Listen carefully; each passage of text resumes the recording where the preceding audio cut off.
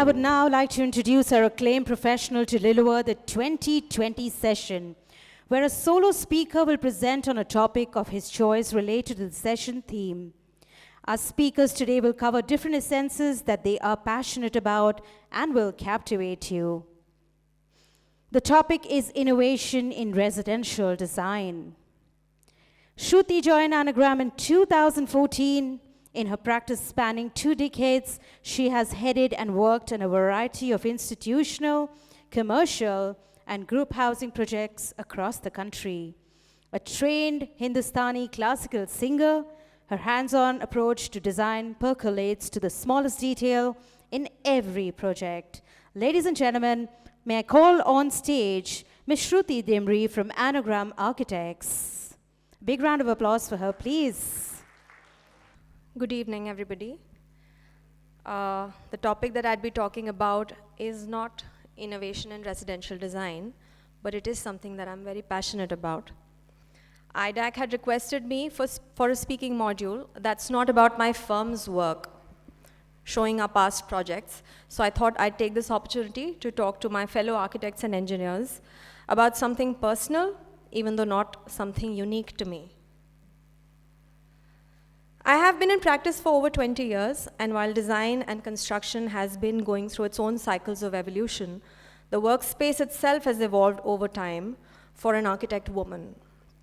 I say architect woman and not woman architect in this context because I believe the word architect comes first. In fact, my attempt in the last 20 years has been for my gender to not be of any consequence in the workspace. However, having resisted bringing it under focus, I have to concede that in order to make my gender inconsequential and irrelevant at work, I may have to first identify the trials and tribulations of my type and make it known to others. Women world over have been actively fighting for space and autonomy for more than 100 years. It's a long time, the benefits of which my generation has reaped in many ways. I personally have always felt that we are almost at the last stretch of the run, and with a little bit of more perseverance, most of us are closer to realizing for ourselves a life of dignity and possibilities. And this talk about my struggles as an architect woman is an attempt to play my part in that last stretch. Even so, at some point in her life, every girl realizes that the life choices available to her are very different from the ones available to a boy like her, just because she's a girl. We are in the year 2023, and there are still so many girls for whom simply being born is not an option. Many still don't get the opportunity to go to school, while their brothers do. Some don't make it to college, and yet some others are not allowed to join the workforce.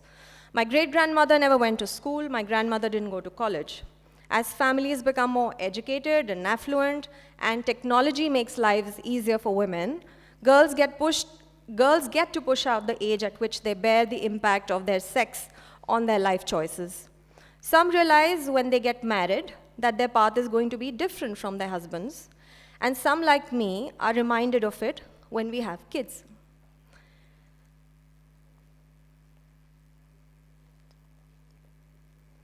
At the age of 13, I had wanted to be an architect. I don't remember clearly, but I think it was the many visits to the forts and temples during my childhood that developed in me a love and appreciation of architecture. What I do remember vividly, though, is that once I made up my mind, I never again flirted with the idea of exploring another profession. I would fantasize about design ideas for buildings I visited and often tell people about what my life as an architect was going to be like.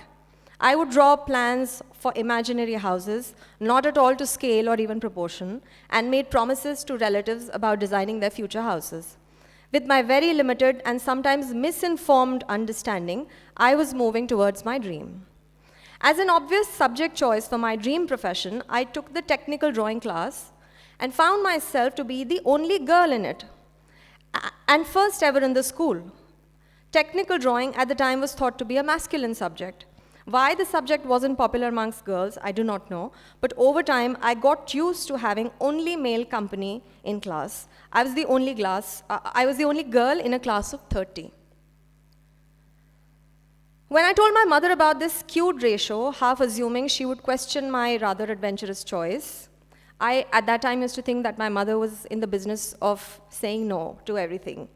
She responded with her own experience of being the only girl in a class of 60 students because she wanted to study maths, a subject not too popular among girls in her time. Lesson learned: don't bother who else is in the room if you are sure that you are where you need to be. The scene has changed a lot in the last 25 years. I am very often not the only woman in the room. In fact, in many rooms, the women outnumber the men. At the table are sitting the client, the project manager, consultants, contractors, vendors, and sometimes all of them are women. There are biases still and power struggles in a room like that. They're just not about my gender.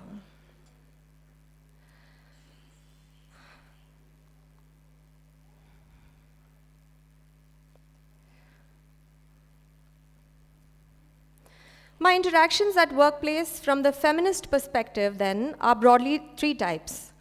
The first, where I represent the female in a majority male environment.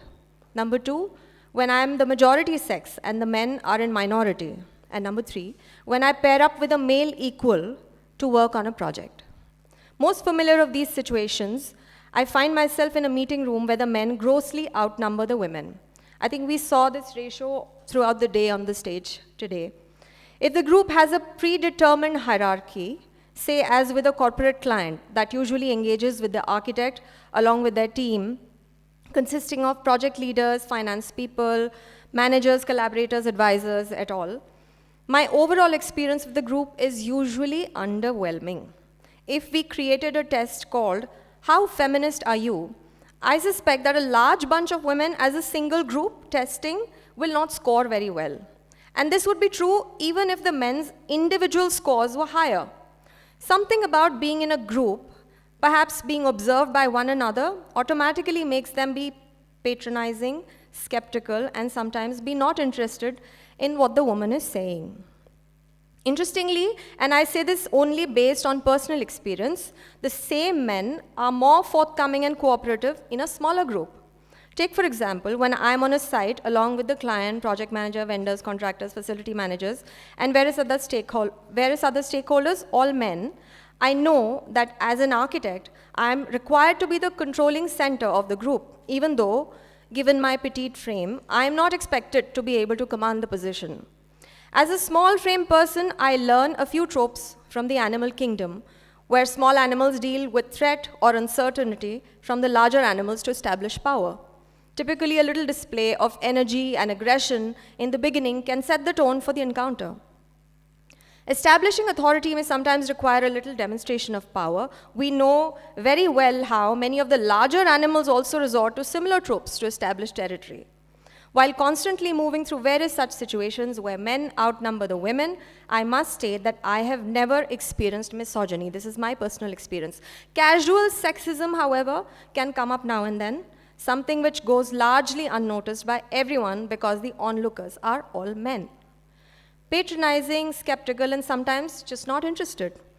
On one occasion, a gentleman compared an architect's job itself to putting a dash of lipstick on the building, to which I'm not sure I got more annoyed as a woman or as an architect. But like I said, this is familiar territory, and you learn to pick your battles. A very different situation, and something I've experienced in recent years, is a group where the women outnumber the men. More frequently seen in many architecture studios across the country, women often form the larger half of the studio environment, seamlessly working together on projects and collaborating to manage the practice itself.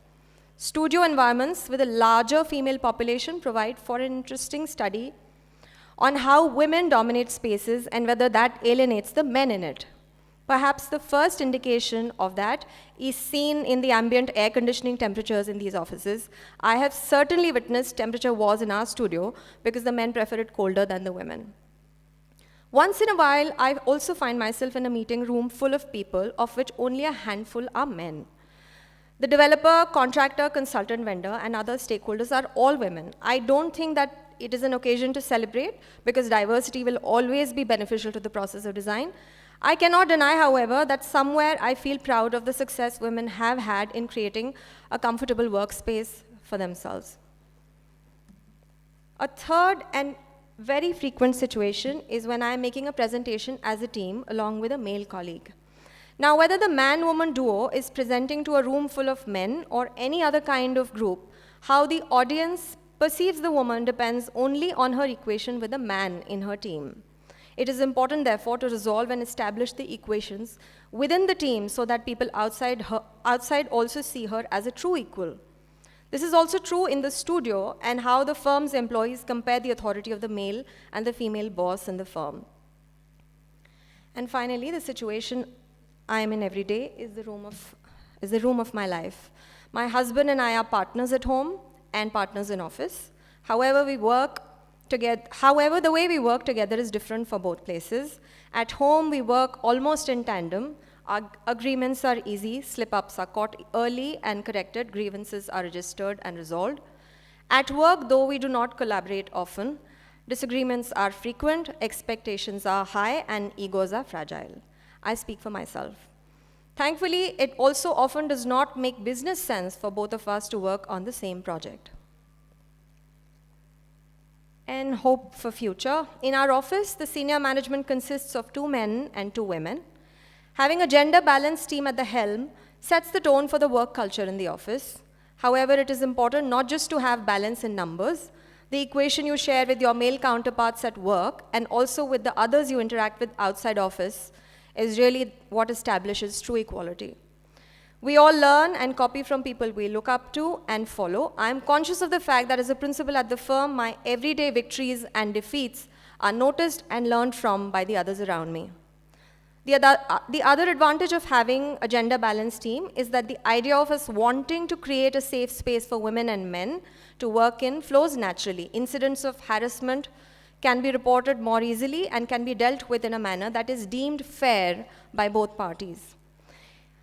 It has never been a better time to be a woman in business. That claim, however, does not mean that women's aspirations at the workplace are in any way close to being fulfilled. In my personal experience, the bigger challenges related to our careers and professions still stem from how well we manage our responsibilities at home. The responsibilities of running a household with young kids for many of us, in fact, is one of the last and more recent tasks that we started learning after we learned architecture and continuously try to do better at. And so to be able to manage them efficiently in order to make enough time and mind space for our profession requires training and skill because of the painstaking efforts of our previous generations of women professionals. I realize that the workplace itself has become a lot more inclusive, that women expect to be treated fairly, and that the society as a whole has committed to bringing about a positive change with respect to gender equality is an idea that is well recognized by everyone. We see the proof of it in cinema and popular culture too. The backdrop for a change is set, and I feel hopeful about the future. Each individual woman's experience is vastly different from the other, though. In each of their individual situations, rooms, I see so many of them continue to power through. Thank you.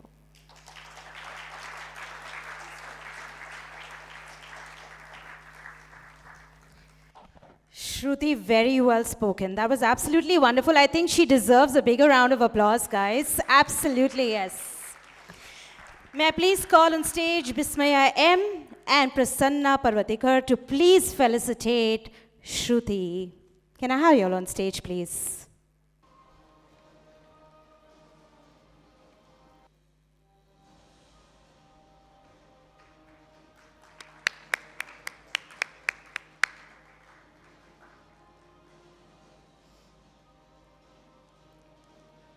Thank you once again.